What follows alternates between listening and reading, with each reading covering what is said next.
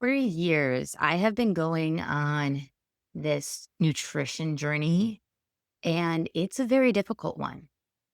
I've shared with you guys in the past how I have been an emotional eater that stems from childhood, from dancing, figure skating, musical theater career to when my dad got sick.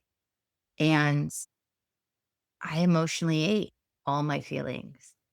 I would go to flaming hot Cheetos, croissants, the butter, more buttery and salty, the better. And over time, I started to switch over to Ben and Jerry's started to become my two favorite men in life. And I would just watch my shows and mindlessly eat out of the pint. And it's hard to admit those things, right? But you can only do better for yourself once you recognize that this is becoming a problem. Food addiction is very similar to alcohol, drugs. It's just not talked about. But to be fair to everyone, there are so many additives in our food that it's very hard to make these shifts. Because when you see that there are these additives and you enjoy that type of product, it's like, how can you move to something healthier when the healthier product is also not that good for you? Today, I wanted to talk about my postpartum journey with nutrition. And it surprisingly has been so much easier. And I think a lot of it is I owe it to this app. In this Mommy and Me class, there were these two moms that were discussing finding healthier food options for their kids.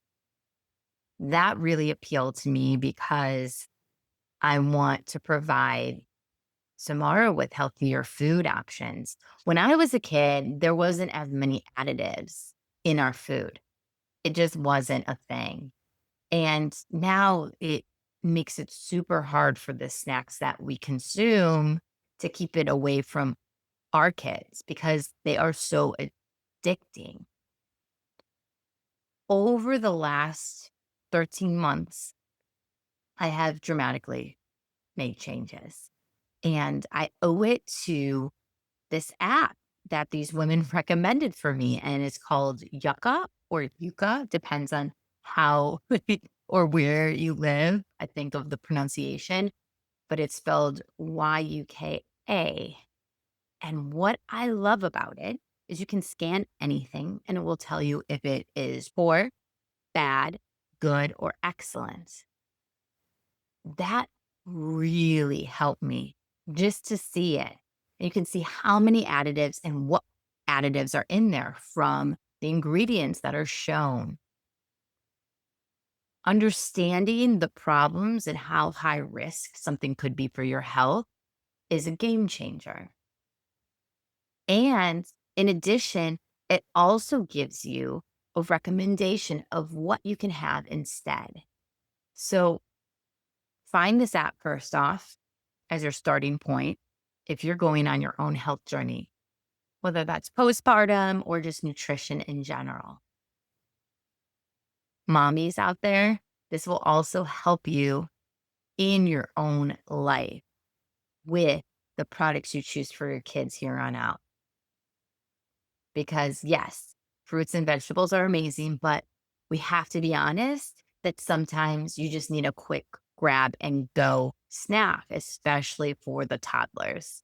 So as I was breastfeeding, I was hungry a lot and I needed to figure out ways to get all the nutrition possible into my body.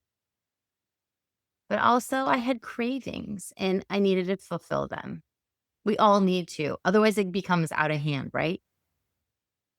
So I started in my pantry. I took a look at everything I had. I just was scanning with the Yuka app and I discovered, wow, a lot of these are fine, but there were a decent amount that were bad, or some were even at zero.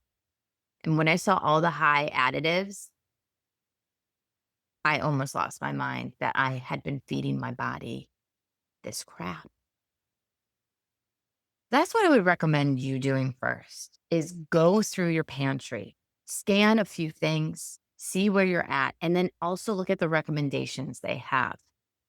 If you can't find them in your local grocery store, you can usually find something on Amazon or another big box store like Costco.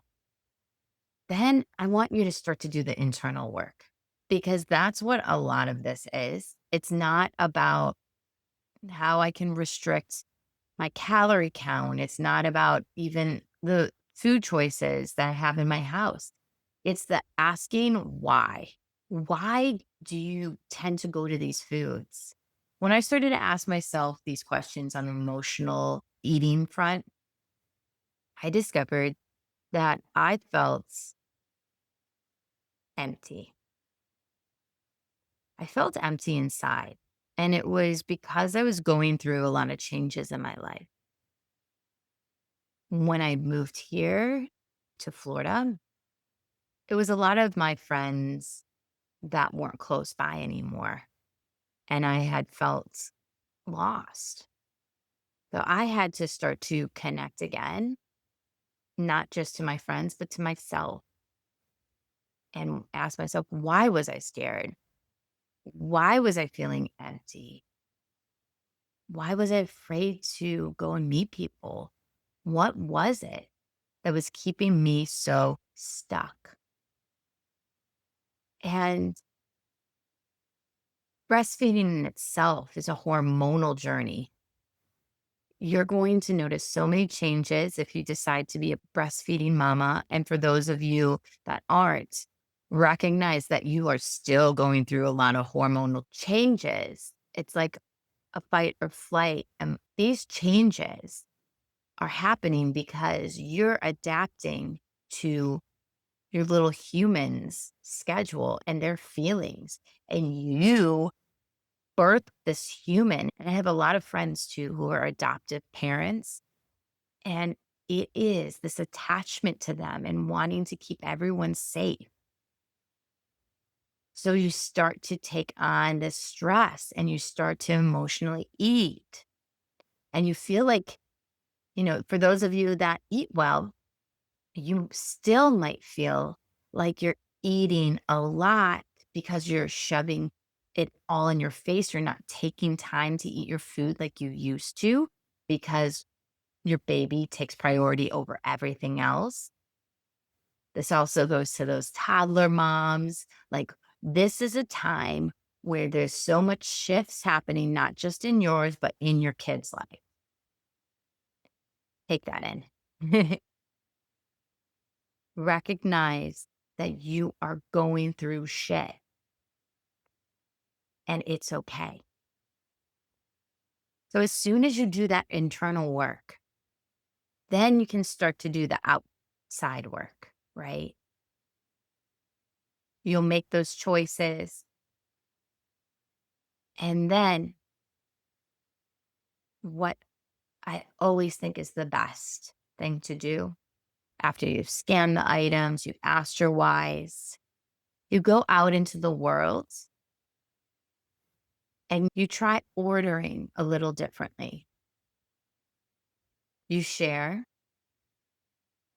with people that you're making some adjustments, just like people do with alcohol. You can do that with food too.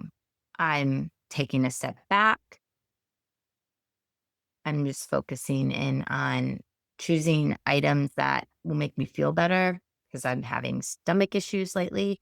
Like, you don't really have to explain, but if it makes you feel better to do so, just share because chances are someone else is going through that too. And hearing you do that is going to be a permission slip for them to do the same in their lives.